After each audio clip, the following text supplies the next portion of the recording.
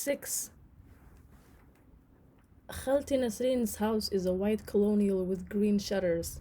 Ziyad drives up a long driveway, past a mailbox post stenciled with roses. The closest house seems a mile away. There is a small pond in the backyard and an expansive lawn. An oak tree stands in the center, a wooden swing attached to it. On the west side of the house is a tidy berm with a wrought iron bench. A red painted birdhouse at the edge of the driveway instantly captivates Majid. He tugs on her coat sleeve. Do birds live in that house? Afaf shrugs her shoulders, curious too. This new vista on nature is overwhelming. She's used to Chicago's straight lines, block after block of bungalows and two-story houses buttressed by long staircases. Her aunt's neighborhood winds and dips and contains more trees than she's ever seen in one place. Baba escorts them to the door, carrying their paper bags stuffed with their clothes like groceries. He politely refuses Khalti Nasrin's invitation to come inside, nodding his head at his friend waiting in the car. I need to get back to Muntaha. Baba looks haggard and sad. A few white whiskers have crept into his mustache. He drops down to his knees and gathers Afaf and Majid in his arms. What happened to Mama? She whispers in his ear. Baba's eyes shine with tears that he blinks back. She needs to rest for a while, Habibti. He smiles and pats Afaf's cheek. He tickles Majid's stomach. Now go on, and don't give your aunt any trouble. After she closes the door behind Baba, Khalti Nasrin pulls each of them close to her and kisses them on the forehead and on the nose. Welcome, ya Lulad. Majid squirms out of her grip. Khalti Nasrin. Khalti, do birds live in that house? What house, Habibti? The bird house. I don't know, my love. You'll have to ask your uncle. When's Mama coming home? Afaf asks. She's on a mishwar, her aunt says, smoothing Afaf's bangs out of her eyes. A little trip to relax and get better.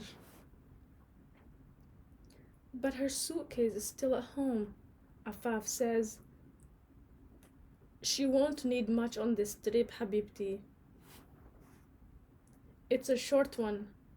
She'll be back before you know it. Now come and help me with the tabuleh. Khalti Nasrin leads the way to the kitchen. Her aunt's words eerily echo from that day she assured Afaf and Majid that Nada would also return. Afaf drops her body down on a chair and sullenly squeezes the lemon halves into a bowl. Afaf, her aunt says, lifting her chin. Her fingers are fragrant with parsley. Everything will be fine. She winks at Afaf and resumes chopping. Kulthum sings from a transistor radio with a cassette player. Mama always hummed the lyrics when she cleaned the house. At dinner, Khalti Nasrin's husband regards them with detached courtesy, offering them orange juice from a glass jug instead of Coca-Cola like Mama does at home. Ammi Yahya and Khalti Nasrin talk about the hospital and his patients. These Americans are insufferable, he complains. They ask 100 questions about a simple procedure. You work very hard, my love, her aunt says. She spoons more tabuleh onto his plate and checks the status of Afaf's and Majid's plates. Sahtain, eat up. Are there birds living in that house? Majid asks Ammu Yahya. Not anymore, he says. They've flown south for the winter. They'll be back in the spring, inshallah. Khalti Nasrin chuckles. I remember when we were kids, an old Hajj in our village had over a dozen bird cages. He could hit a target from a kilometer away with his slingshot. Afaf chews on a half slice of khubuz, its edges blackened on the stove. Her mind drifts to Mama and her stomach knots up. How can she possibly miss her mother and still be relieved to be away from her? After dinner, her aunt leads Afaf and Majid to a guest bedroom on one end of the second floor.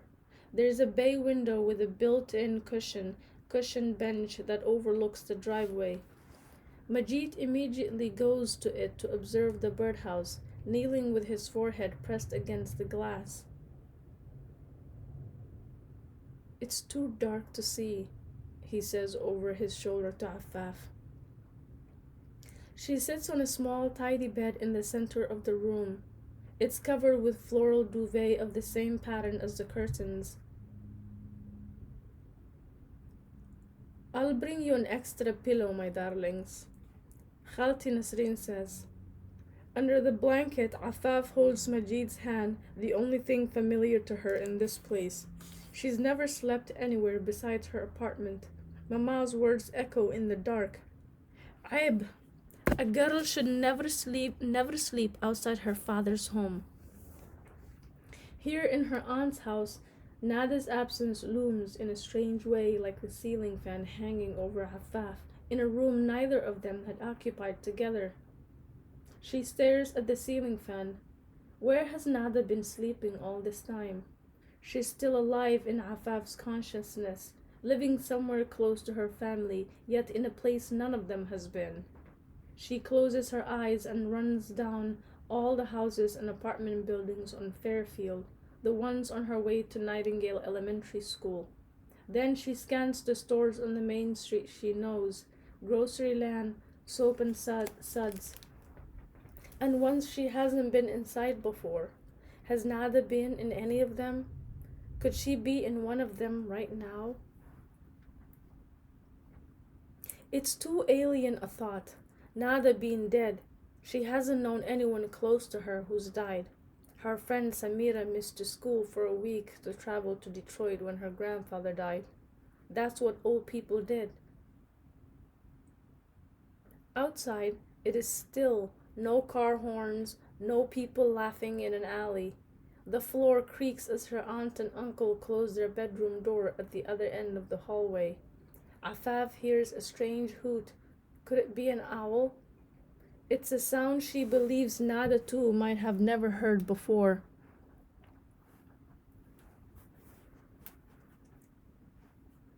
Khalti Nasreen will host Thanksgiving. There is a small community of expatriates from Egypt and Iraq who live in Kenosha. Among them, a few physicians and their families whom Afaf's uncle has invited. Afaf can tell Khalti Nasreen is very nervous and doesn't want to disappoint her husband. She bastes the turkey, curlers in her hair the size of soda cans, and a frilly apron wrapped around her knit turtleneck dress. Her Marie Claire magazine is propped open on the kitchen counter. A juicy golden roasted turkey taken up the centerfold. A bit of flour dusts the corner of an easy turkey day recipe. Her aunt recites each direction out loud as she performs it, less clumsy in English than her mother. Afaf doesn't recall Mama ever consulting a magazine or a cookbook. There was no need. Afaf doubts the suppers they normally ate. Makluba and waraq dawali could be found anywhere in a recipe book. Khalti Nasreen permits Afaf to set the table, then returns and rearranges the silverware, approving everything else. Okay, I think we're all set, she says. Let me do your hair. Afaf, yalla, before the guests arrive. She pads up the carpeted staircase in fluffy pink slippers. Afaf remembers how her mother's dingy slippers had once swallowed Khalti Nasreen's feet. The guests include a childless couple, newlyweds like Khalti Nasreen and Ammu Yahya. The woman has a hooked nose that makes her appear unkind. Her husband constantly blows his nose, much to his wife's annoyance, his handkerchief sliding in and out of his pocket like a magician practicing his act. He ogles Khalti Nasreen each time she stands up to serve or replenish a dish. There is an older couple with two daughters close to Afaf's age.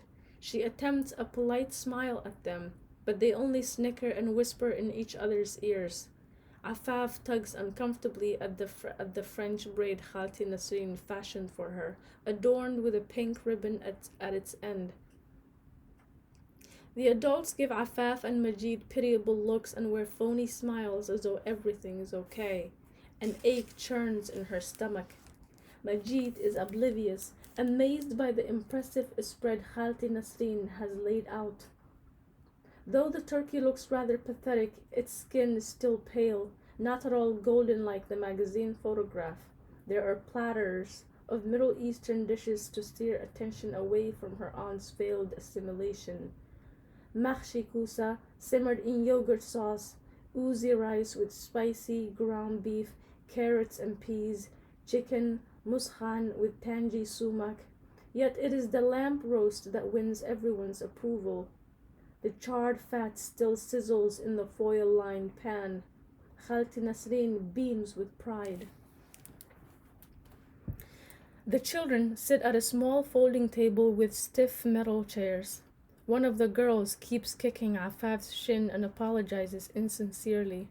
More than ever, Afaf wants to be home. She wants Mama home, celebrating Thanksgiving in their tiny apartment despite her parents' bickering.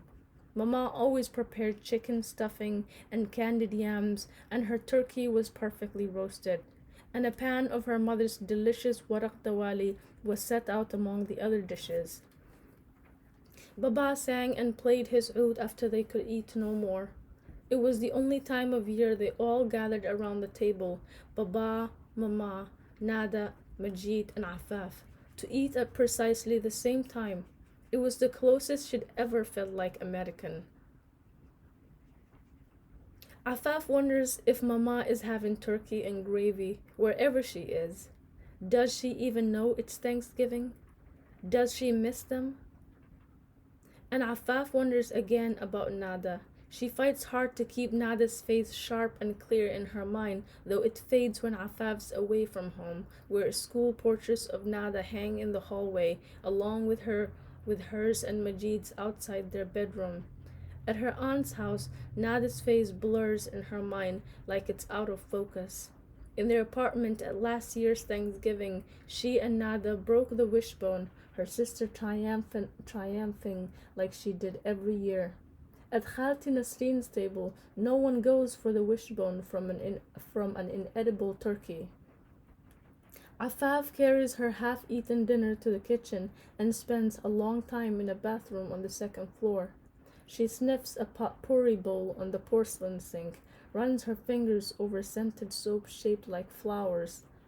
Majid knocks on the door. "What are you doing in there?" Afaf finally emerges. "I hate it here, Maj." She presses the tip of her shoe into the beige carpeted hallway. He shrugs. "It's not so bad. I miss Mama too." Afaf grabs his hand and they climb down the stairs, stepping in sync.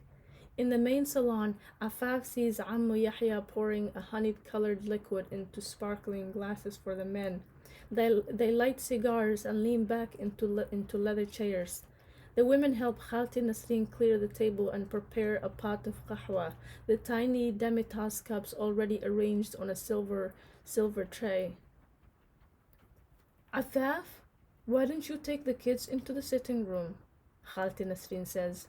"I've got Twister in there." "I never played Twister," the older girl declares once they're out of earshot of Khalti Nasreen. "I don't want a boy touching any part of me." The sisters sit side by side on a wicker love seat, their chins jutting out with moral righteousness. Their pristine white socks hold up stiffly below their knees. Afaf and Majid look at each other. He shrugs. They sit opposite the girls on two matching wicker chairs, staring them down. The older one speaks in an Arabic dialect Hafaf can't follow, then raises her eyebrows at them. Do you understand what I'm saying? She says in English. Afaf doesn't respond. Dummies don't know how to speak Arabi, the girl sneers. Afaf grips the armrest of her chair as angry tears well up. Shut your stupid, ugly face! These hateful words startle her. They come from a place deep in her throat and hurtle out of her mouth like a rocket ship. Just shut up already! She spits again.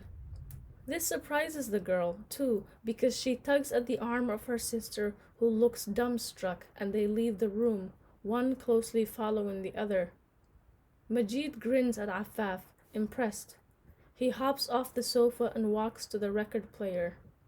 By the time Good Morning Starshine plays, Afaf joins Majid as he sways his small hips, arms flailing above his head.